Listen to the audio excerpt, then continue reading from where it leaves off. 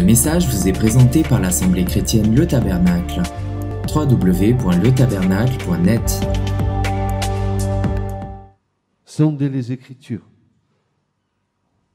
car vous estimez avoir en elles la vie éternelle,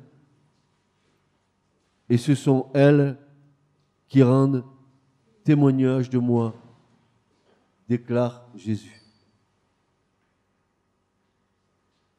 En fait, que signifie cette expression qui sort de la bouche du Christ, ce fameux sonder?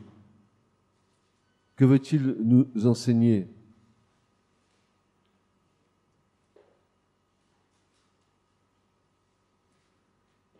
Ce qui est intéressant, c'est ne pas s'attacher à la surface de l'Écriture, mais de savoir ce que l'Écriture veut nous dire, en essayant avec l'aide du Seigneur de voir un peu le voile se lever et de recevoir une compréhension autre que notre intelligence humaine.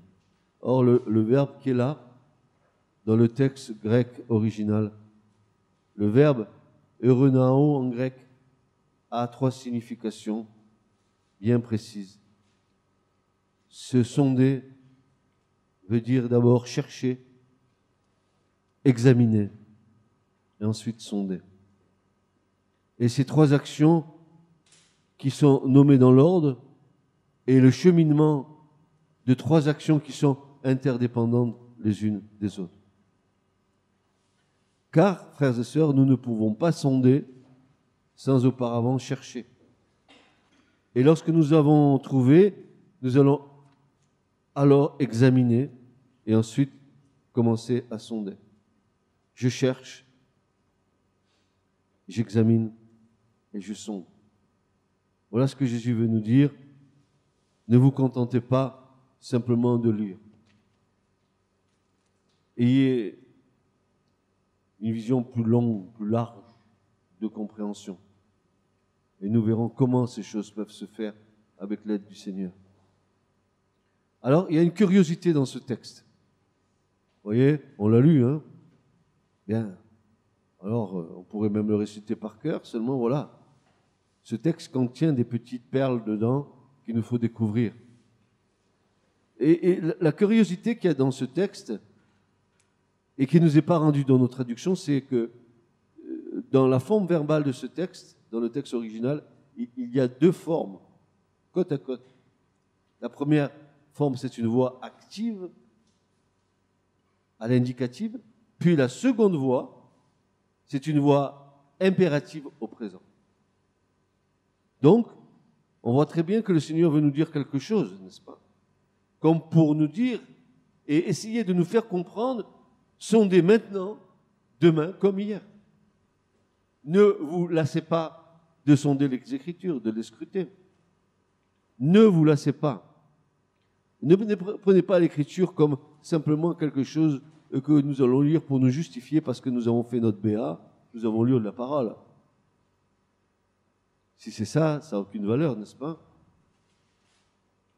Alors, frères et sœurs, la mesure de foi qui nous a été impartie dès le commencement devra se développer sous l'action bienveillante de la parole de Dieu et de la prière. Il y a 2 choses que nous devons, n'est-ce pas, exercer pour que nous ayons au moins cette grâce de comprendre ce qui est écrit. D'abord, il nous faut être les yeux fixés sur la parole, mais à côté de ça, être aussi en prière pour que Dieu réponde à ce que nous lui demandons.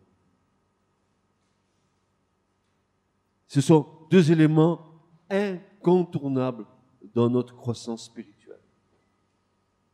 Lire la parole, et nous allons voir comment, et prier. Ce sont les 2 choses qui doivent être dans la vie d'un chrétien. La parole et la prière. Ou la prière et la parole, comme vous voulez. Priez avant de lire la parole, ou lisez la parole qui va vous conduire dans la prière. Peu importe. Le Seigneur sait ce qu'il nous faut. N'est-ce pas? Et alors pourquoi donc la parole de Dieu a-t-elle ce rôle essentiel? Qu'est-ce qui fait qu'elle est essentielle, n'est-ce pas, comme pour sonder les Écritures? Parce que cette parole doit être animée du Saint-Esprit. Cette parole est esprit et vie. Parce que cette parole, c'est le Verbe de Dieu.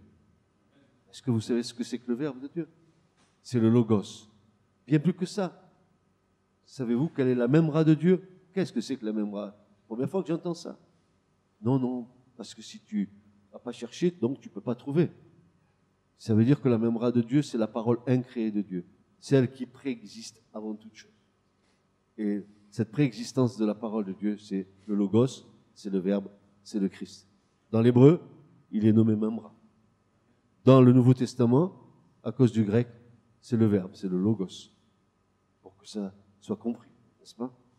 C'est la parole incréée qui était dès le commencement et par laquelle tout a été créé, les choses qui sont sur la terre et les choses qui sont dans les cieux.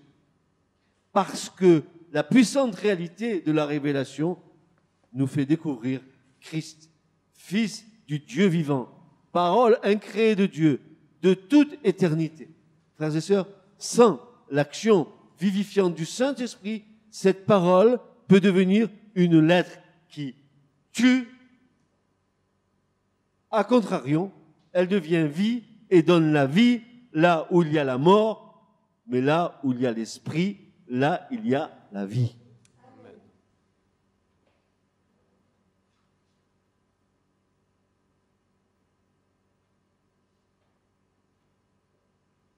Sonder l'Écriture avec l'Esprit de Dieu,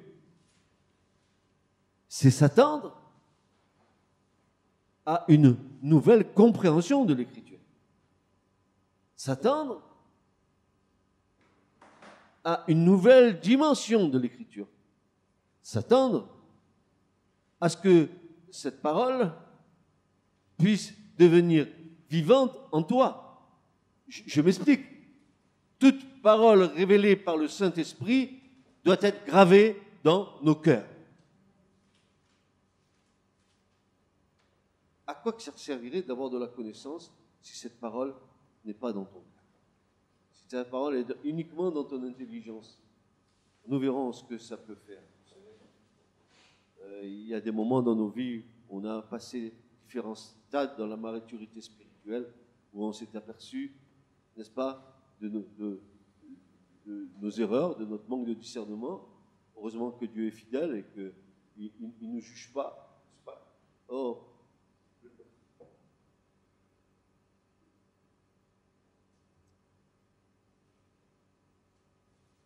voilà, il ne nous juge pas.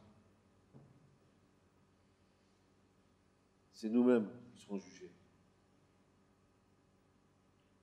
C'est ce que nous aurons dit ou fait qui nous jugera. Alors maintenant, nous comprenons mieux le conseil de notre Seigneur. Voyez dans cet impératif du Christ sonder, et là, il y a quelque chose que je voudrais souligner. Il y a là nullement le sentiment de la part du Seigneur de vouloir imposer à ceux qui liront de faire cette démarche. Il dit sonder, mais après, il vous laisse libre de sonder ou pas. Mais, le reste du verset nous indique clairement que nous pouvons trouver le témoignage de Jésus-Christ qu'au travers de toutes les Écritures. Ça veut dire, si tu veux connaître Jésus, il faut que tu sondes. Même si Jésus ne te l'impose pas. Mais tu as intérêt à sonder.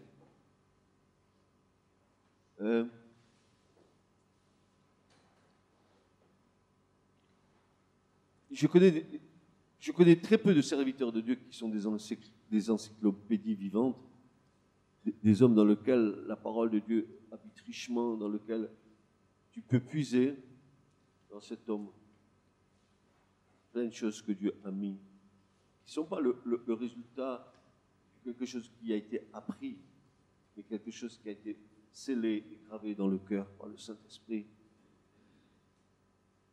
Un homme et une femme de l'Esprit, ce sont des hommes et des femmes qui marchent par l'Esprit. Je vous ai toujours dit que vivre par l'Esprit, c'était bien, mais et que ce n'était pas suffisant. Une fois que tu vis par l'Esprit, il faut que tu marches par l'Esprit, et puis aussi il faut que tu sois conduit par l'Esprit. L'esprit de vie n'est pas un esprit qui nous rend statiques.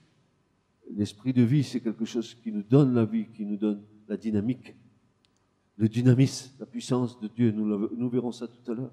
Parce que, s'il vous plaît, croyez que le Seigneur est patient avec nous et bon avec nous pour enfin nous montrer ce que nous désirons comprendre depuis tant d'années et que nous n'avons pas compris parce que c'était pas le temps et c'était pas le moment. On voulait pas pour l'instant, on attendra après, et puis voilà. Le Seigneur est bon avec nous, il est patient.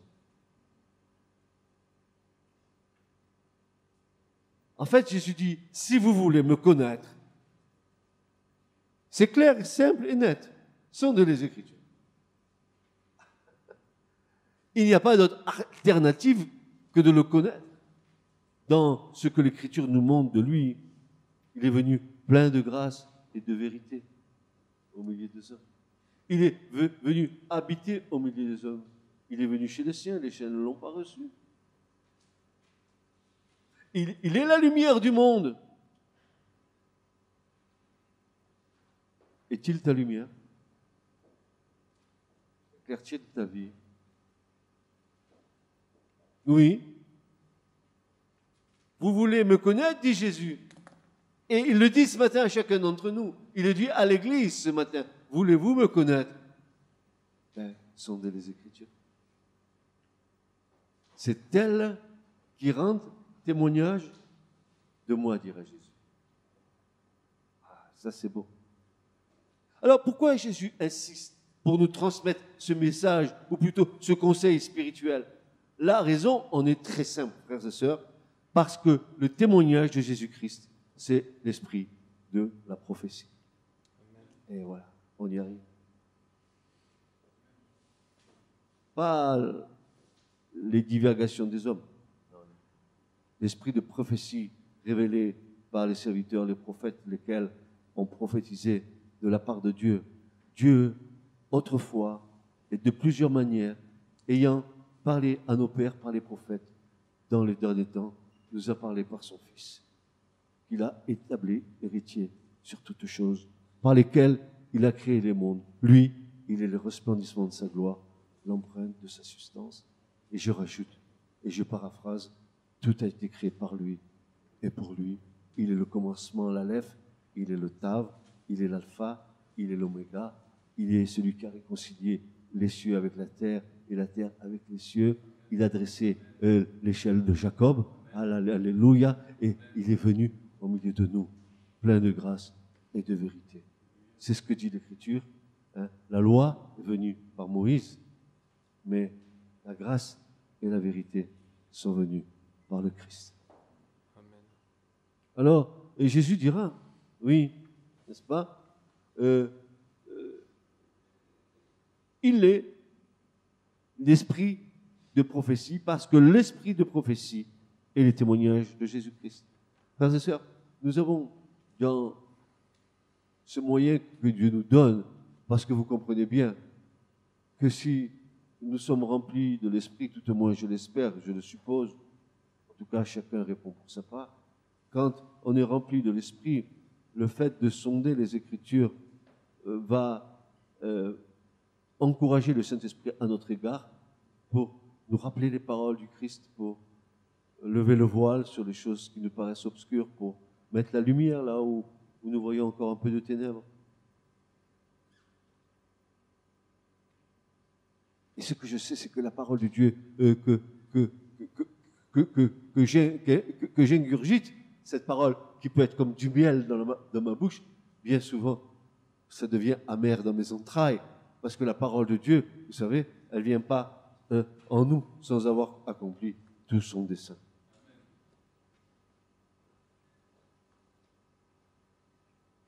Je rends gloire à Dieu.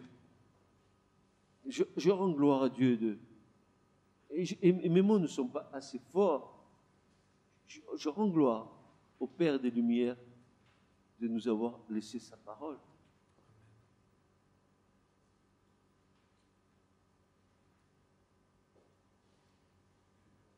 Sans sa parole, il n'y a pas de lumière. Sa parole n'est-elle pas une lumière à mes pieds sur mon sentier, dira David?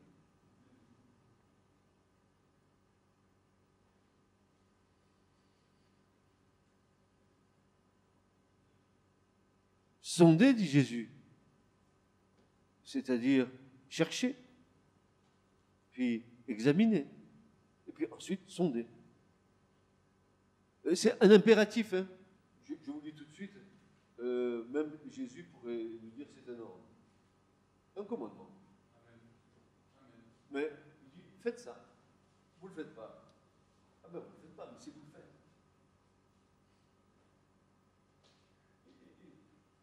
Il y a des commandements qui nous transmettent la vie, frères et sœurs. Est-ce que vous le savez? Par exemple, si nous honorons les 10 commandements, nous avons la vie. Nous avons la vie. Amen. Ainsi, nous ne pouvons découvrir le témoignage de Christ que par l'esprit de la prophétie. Mais qu'est-ce que l'esprit de prophétie? C'est quoi l'esprit de prophétie, frère? L'esprit de prophétie est le moyen de communication de Dieu pour transmettre sa parole. Alors, on a 2 textes. J'en ai déjà cité un, Hébreux 1:1. Maintenant, le second texte, c'est Pierre. 2 Pierre 1:21. Où Pierre dit, « Car la prophétie n'est jamais venue par la volonté de l'homme, mais de saints hommes de Dieu ont parlé, étant poussés par l'Esprit Saint. » Voyez-vous? Est-ce que vous comprenez comment nos frères les apôtres nous enseignent? Ils disent toujours par le Saint-Esprit. Pour dire, là l'homme n'a aucune part. Poussé par l'Esprit. Non, non pas poussé par ma connaissance, par mes choses que je connais dans ma foi ou dans ma religion. Poussé par l'Esprit. Frères et sœurs, demandez au Seigneur qu'il nous remplisse de son Esprit Saint. Vous entendez ce que je dis? Demandez au Seigneur de nous remplir de son Esprit Saint jusqu'à ce que, comme disait David, que notre coupe déborde. Amen. Ne nous contentons pas d'un filet. Car les Saintes Écritures, dans la totalité de son corpus, est parole prophétique, inspirée de Dieu. Amen. Et Paul rappelait cela. Il nous rappelle ce matin, l'apôtre Paul, comme il le rappelait à son cher fils Timothée dans la foi, et vous le connaissez tous, ce verset biblique, c'est 2 Timothée 3,16, il est archi connu dans le monde de la religion chrétienne. Toute écriture est inspirée de Dieu et utile pour enseigner, pour convaincre, pour corriger. Ah non, pas de correction surtout. Hein. Oui, l'enseignement, oui. Une tête bien faite, d'accord. Pour instruire dans la justice. Et le mot inspiré de Dieu, frères et sœurs, il a une connotation tellement forte dans le grec original. C'est un mot qui est un mot composé de 2 mots. C'est le mot grec théos, qui veut dire Dieu, et pneutos, qui vient de pneuma, qui veut dire esprit. Donc, Paul est en train de dire que toute écriture qui est là est inspirée par l'Esprit de Dieu, par le roi de Dieu, par ce que disent nos frères juifs de la synagogue de Moïse. Ils n'appellent pas l'Esprit de Dieu, ils disent l'Esprit Dieu, car l'Esprit est Dieu. Est inspiré par l'Esprit de Dieu qui lui accorde cette dimension prophétique. La parole de Dieu est prophétique parce que c'est l'Esprit de Dieu qui met dans la parole l'esprit de la prophétie pour qu'à un moment donné, toi, quand tu te pointes à quoi faire, à chercher, et quoi faire encore, à examiner et ensuite à sonder, que le Saint-Esprit de Dieu lève le voile pour te donner une compréhension que tu n'as jamais eue de la parole. Et combien ce matin, vous et moi, nous avons besoin de cette parole prophétique pour la fin des temps, pour savoir quelle est l'heure à l'horloge de Dieu, où on en est dans cette parole prophétique, quand est-ce va-t-elle accomplir ce pourquoi elle a été envoyée.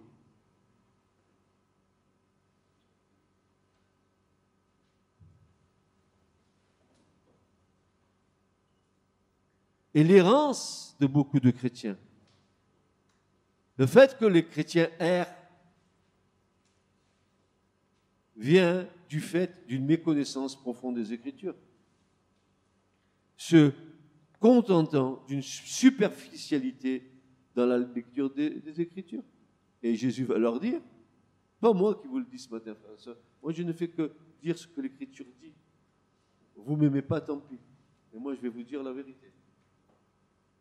Que vous le vouliez ou pas, ça m'est égal. Moi je vais être agréable à mon Seigneur, pas aux autres.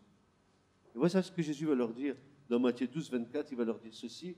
Et Jésus, répondant, leur dire, n'est-ce pas à cause de ceci que vous errez? Vous errez. Pourquoi?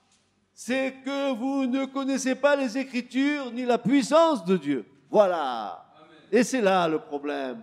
On se dit être chrétien, on se donne des versets bibliques, mais on ne connaît pas les choses de Dieu.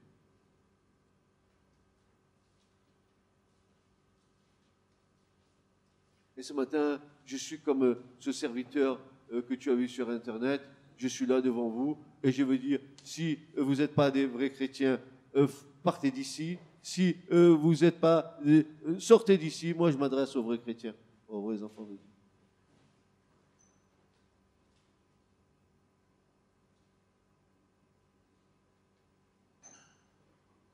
C'est bien ce qu'a dit le pasteur sur Internet, hein, à YouTube. Pas moi qui le dis, heureusement, parce qu'on pourrait me traiter d'assassin.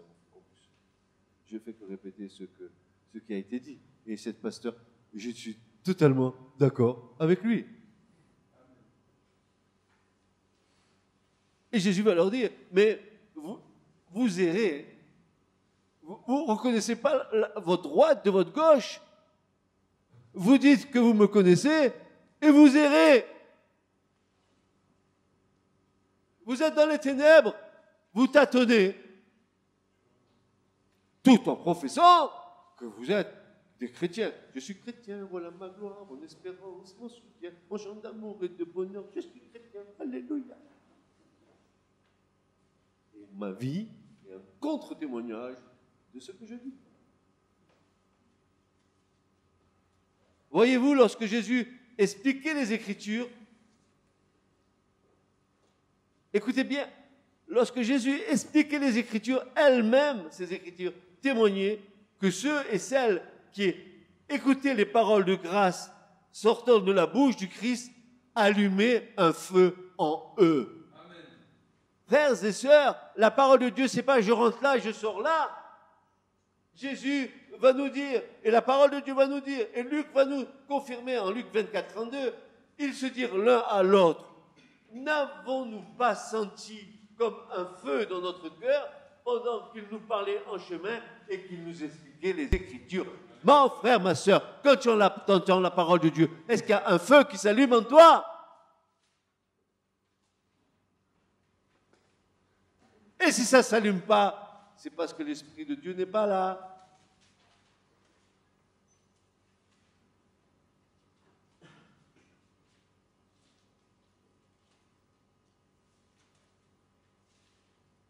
Un feu.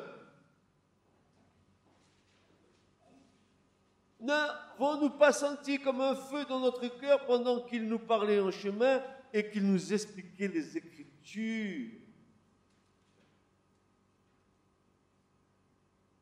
Maintenant, sondez pour une bonne raison, non pas pour que notre connaissance grandisse ou enfle, car Paul dit que la connaissance enfle, mais l'amour, ça édifie, ni pour notre théologie, mais bel et bien pour découvrir et obéir à la volonté souveraine de Dieu.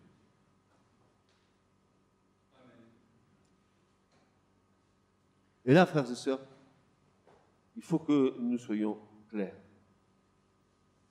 Nous gaspillons et nous dilapidons beaucoup de temps à demander à Dieu certains désirs spirituels dans nos vies qui ne sont pas en harmonie avec sa volonté souveraine.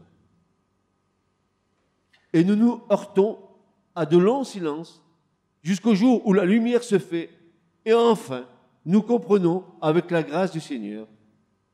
C'est ce que j'appelle entrer dans la maturité spirituelle. Notre chair ainsi exprime des désirs spirituels qui ne sont pas dans le plan de Dieu pour nos vies. J'appelle aussi cela les illusions ou les mirages de la foi non soumise à Dieu. Tu es peut-être dans le désert. Oh, là, il y a de l'eau, je vais boire, je vais boire. Heureusement qu'il y a le chameau qui porte la goutte. Mon désir n'est pas ce que je souhaite, Amen. mais un élan du Saint-Esprit, créateur de ce désir en moi, Amen. et non pas ce que je souhaite, moi, pour ma vie. Amen. Tu comprends ce que je suis en train de te dire, Église? Mon désir n'est pas ce que je souhaite, mais un élan du Saint-Esprit, créateur de ce désir en moi. C'est l'Esprit de Dieu qui va créer ce désir en moi. Et si c'est l'Esprit de Dieu qui va se créer ce désir en moi, alors le désir que j'aurai va être agréé de Dieu. Amen. Et le psalmiste l'avait bien compris. Quand il va s'exclamer, « Fais de l'Éternel tes délices, et il te donnera ce que ton cœur désire. » C'est le psaume 34, verset 7. Ou alors encore autre chose, un autre psaume, le psaume 115, verset 1, où il est dit « Oh, non pas à nous, ô Éternel, non pas à nous, mais à ton nom, donne gloire à cause de ta bonté et de ta vérité. » Maintenant, dites-moi, frères et sœurs, qui est la vérité? Ainsi qu'est exprimé dans ce verset, si ce n'est celui qui a dit « Je suis le chemin, la vérité et la vie. »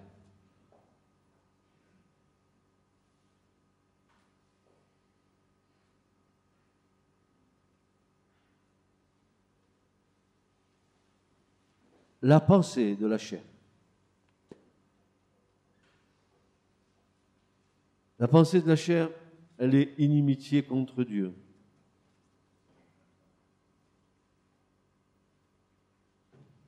Et le mot grec est bien plus fort que nos traductions. Seuls quelques-uns traduisent bien en nous disant que cette chair est ennemie de Dieu. Elle s'oppose à la volonté souveraine de Dieu. D'ailleurs, ce qui marche dans la chair, dit l'Écriture, ne saurait plaire à Dieu. Elle s'oppose à la volonté souveraine de Dieu dans tous les cas. Cette volonté souveraine de Dieu à notre égard, et ça c'est le test, va nous révéler l'inimitié de nos cœurs. Frères et sœurs, ce que je veux être n'est en aucun cas le souhait de Dieu. Moi, pour ma chair, impossible. Mais par la grâce de Dieu, dira Paul, je suis ce que je suis. Je ne suis pas ce que je veux être, je veux. Et je suis celui qu'il veut que je sois.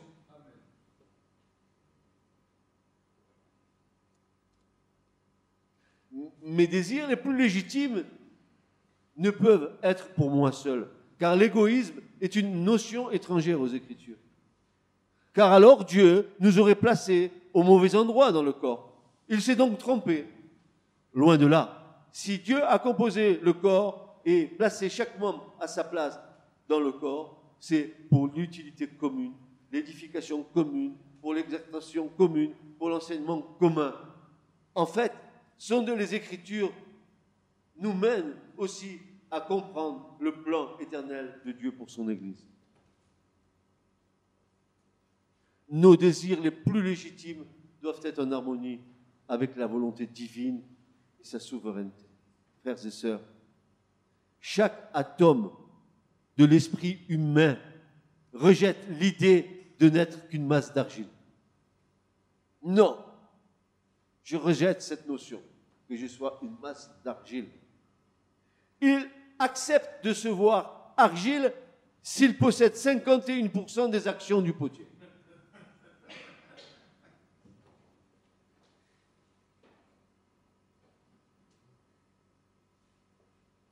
Suffisamment pour contrôler l'affaire. Même le chrétien, profondément convaincu de la souveraineté de Dieu, trouve une satisfaction particulière à accorder que 49% de l'entreprise de Dieu sur sa vie. Il y a toujours 1%, nous les grattons pour les garder. Et c'est ces 1% avec lequel Dieu se bat contre nous. Ah, mais je veux bien. Mais ce que j'aime, c'est ce que Paul dit. Par la grâce de Dieu, je suis ce que je suis.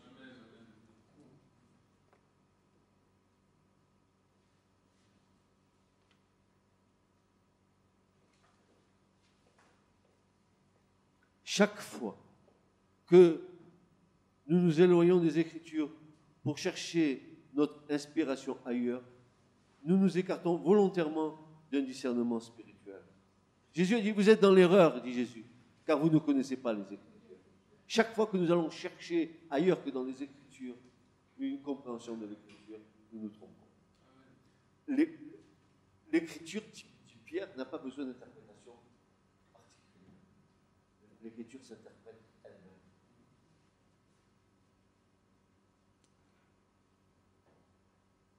Cette puissance de séduction agit dans notre spiritualité chaque fois que nous nous saisissons de la parole de Dieu et que nous la détournons à notre avantage.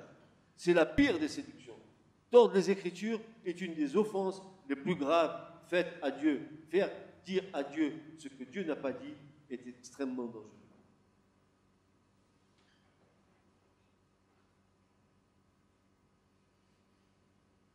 Je vous rappelle ce que Jésus a dit dans Marc.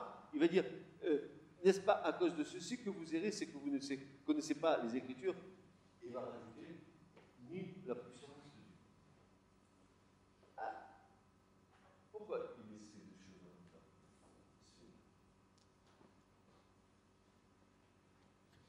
Chaque fois que nous voulons prendre notre part, c'est-à-dire le pain vivant qui descend du ciel, ailleurs que dans la parole inspirée de Dieu, alors Jean nous avertit. 1 Jean 4, 6.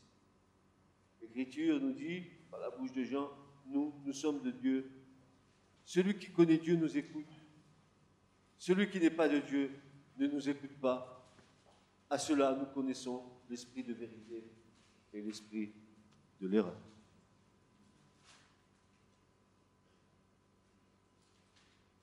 Alors, qu'a fait Jésus pour nous, frères et sœurs? Qu'a-t-il fait pour que nous ne puissions pas nous égarer, que nous ne puissions pas errer? Il y a un passage magnifique des Écritures qui est la première prière d'un souverain sacrificateur dans l'Écriture. Je ne vois pas d'autres entrer dans le lieu très saint et avoir donné une prière. C'est seulement Jésus qui l'a donné. Dans Jean 17, Jésus va dire ceci en s'adressant au Père. Jean 17, 17, il va leur dire ceci. Sanctifie-les par la vérité, ta parole est la vérité. Jésus se présentant au Père en tant que souverain sacrificateur, selon l'ordre de Melchisédek, fera cette prière dite sacerdotale. Sanctifie-les par la vérité, ta parole est la vérité. Seulement la parole de Dieu. Amen.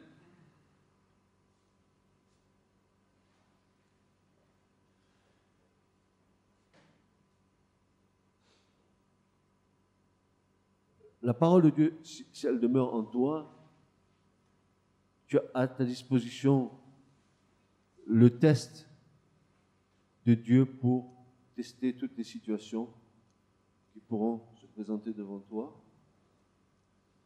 cette parole qui est en toi, elle rendra compte que Dieu est juste. Pas l'homme. Dieu. Toute parole est inspirée de Dieu. Elle a le souffle divin en elle.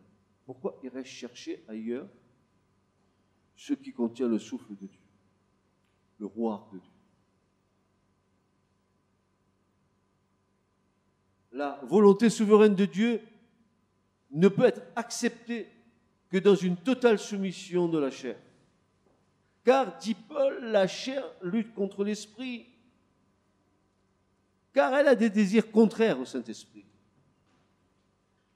Et je vous ai toujours dit, je vous répéterai toujours, et je continuerai jusqu'au bout de vous dire, frères et sœurs, une des raisons essentielles pour lesquelles le Saint-Esprit est venu habiter en nous. Pas seulement nous révéler Jésus, pas seulement nous rappeler les paroles de Jésus, pas seulement tout ce que nous connaissons concernant le Saint-Esprit, mais pour une bonne raison. Si nous n'avions pas l'Esprit de Dieu en nous, comment pourrions-nous combattre la chair? Car la chair combat contre l'Esprit, et l'Esprit combat contre la chair, afin que vous ne fassiez pas ce que vous voudriez faire. Paul aux Galates.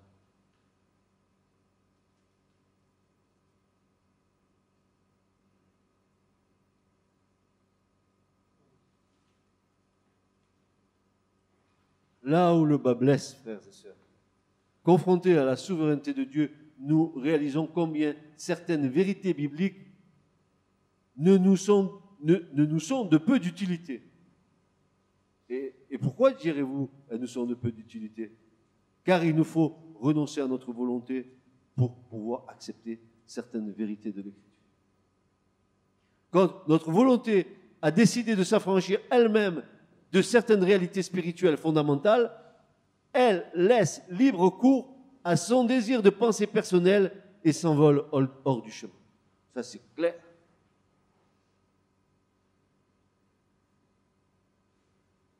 L'amour de la vérité n'a rien à voir avec le légalisme religieux. Trop de chrétiens se contentent de lire nonchalamment la surface de l'Écriture. Sonder, frères et sœurs, c'est se plonger de plus en plus profond. Car la parole de Dieu est un immense iceberg. Ce n'est pas ce que nous voyons à la surface de l'eau qui est la réalité de l'iceberg, mais ce qui est profondément caché sous l'eau. C'est bien plus grand et bien plus énorme que ce que tu vois dépasser de l'eau. Et c'est ça l'Écriture. Vous vous souvenez, mes frères et mes sœurs, quand le Seigneur nous a amenés à faire ces études avec les grilles, nous avons, avec la grâce de Dieu, découvert tout ce qui est caché derrière la parole de Dieu. Vous vous souvenez de ça? On a vu que c'était quelque chose qui était tellement immense, profond, qu'on s'est dit, mais qu'est-ce on touche à quoi là? Et pourtant, on s'est contenté de ce qui était en surface. Vous avez vu l'Esprit de Dieu, comment il a mené? Et c'est lui qui nous a levé le voile, pour que nous comprenions. Et nous avons compris quoi? Nous avons compris que la parole de Dieu est vérité, que tout ce que le Nouveau Testament dit, c'est bien dans l'Ancien. Et certaines vérités du Nouveau Testament sont cachées dans l'Ancien, afin qu'avec l'aide du Seigneur, nous les découvrions. L'amour de la vérité n'a rien à voir avec le légalisme religieux. Trop de chrétiens se contentent de lire nonchalamment la surface de l'Écriture. Sonder, c'est se plonger de plus en plus profond, n'est-ce pas? L'eau de la parole. La révélation est en dessous.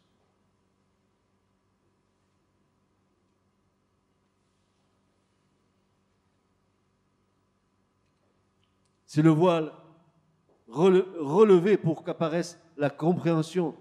C'est l'intelligence ouverte afin que nous entendions les vraies paroles de Dieu. C'est le soir de la résurrection. Qu'est-ce que tu veux dire, frère, par là? Mais voilà ce que je veux te dire. Voilà ce dont nous avons besoin, vous et moi, ce matin. Luc 24, versets 44 à 45. Et Jésus leur dit,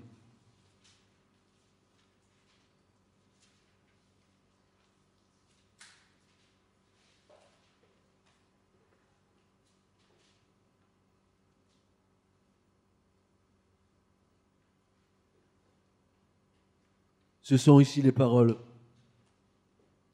que je vous disais quand j'étais encore avec vous, qu'il fallait que toutes les choses qui sont écrites de moi dans la loi de Moïse et dans les prophètes et dans les psaumes fussent accomplies. Et voilà. Voilà ce dont nous avons tous besoin. Alors, il leur ouvrit l'intelligence. Dianoigo, le verbe grec, signifie ouvrir complètement ce qui est fermé. Ouvrir l'esprit de quelqu'un, lui faire comprendre une chose, mais pas seulement lui ouvrir l'intelligence, mais lui ouvrir les sens, les yeux et les oreilles. C'est l'obscurité de l'intelligence humaine qui reçoit la lumière de Dieu. Voilà. L'intelligence est ouverte. La lumière rentre. Cette lumière te fait comprendre. Et je sais comment Dieu fait. Dès que tu as cette compréhension, ça vient là. Et là, c'est scellé. Pour l'éternité. Tu comprends bien que c'est scellé pour l'éternité.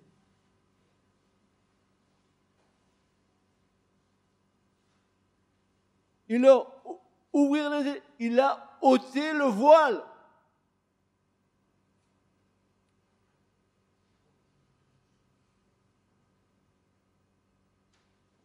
Parfois, je me demande, quand je suis devant la parole de Dieu,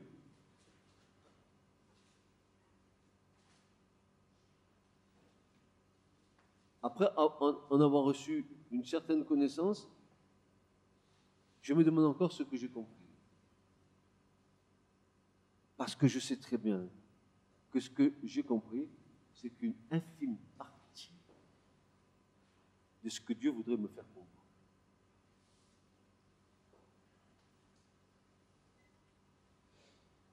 Je suis certain que cette parole illuminée par Dieu, qui tout d'un coup nous fait tout comprendre ce qu'il y a là-dedans,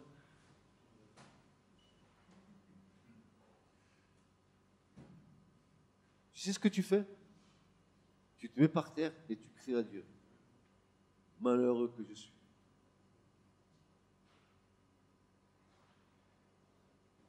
Tu prends le sac et la cendre, tu te jettes la poussière dessus en disant, je suis, peut-être comme Paul un avorton. Peut-être je suis un grain de poussière, peut-être je suis rien. Je suis quelque chose en Christ, d'accord. Mais moi, le Seigneur le sait. Parfois, ces mêmes chrétiens justifient souvent leur indifférence et leur attitude superficielle par le refus du légalisme. Ah non, je ne suis pas légal. Non, je ne suis pas un légaliste. Non. Je regarde les autres, oui, peut-être, pas moi. Non, certainement pas moi. Inversement, ils rejettent toute tentative de déclarer la vérité avec autorité comme étant de l'étroitesse d'esprit empreinte de pharisianisme. Non, frère, tu ne devrais pas faire comme ça. C'est trop dur ce que tu dis. Non, frère, je vais te donner le conseil de Dieu, moi. Non, tu manques d'amour.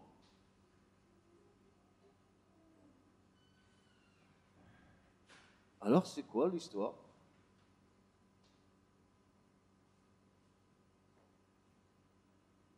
Ceux qui mettent en avant le discernement et la sainte doctrine sont souvent accusés d'encourager une attitude pharisienne génératrice de division.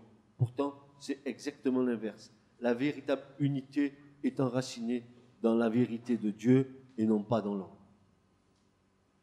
Je répète, la véritable unité est enracinée dans la vérité de Dieu et non pas dans l'homme. Sanctifie-les par ta parole. Ta parole est la vérité. Une communion qui laisse de côté ou ferme les yeux sur les doctrines fondamentales de la foi ne peut être qualifié d'unité chrétienne. Il s'agit d'un compromis impie. La doctrine étant reléguée au second plan, l'Église s'est détournée de la prédication de la parole pour se consacrer à d'autres activités. Théâtre, musique, divertissement. Hein? On va faire bouger l'Église. On va faire plein de choses dans l'Église. Seulement, l'Esprit Saint n'est pas là, quoi. C'est toi qui fais ton cinéma pour dire aux gens, ben vous venez passer un bon moment ici, on est très bien, vous allez voir ce que vous allez voir. Théâtre, musique, divertissement, autant de choses destinées à susciter une réaction émotionnelle plutôt qu'à éclairer l'intelligence renouvelée. Peut-être avons-nous remplacé la doctrine par l'expérience. Alors, allons-nous rester dans une passivité spirituelle qui est la mère de toute oisiveté? Ou allons-nous relever le défi et faisant fi de notre paresse naturelle, qui est le signe de cette génération, allons-nous relever le défi pour pénétrer dans le cœur de Dieu et recevoir une vision prophétique pour cette fin des temps que tous proclament, mais que peu savent et ne discernent?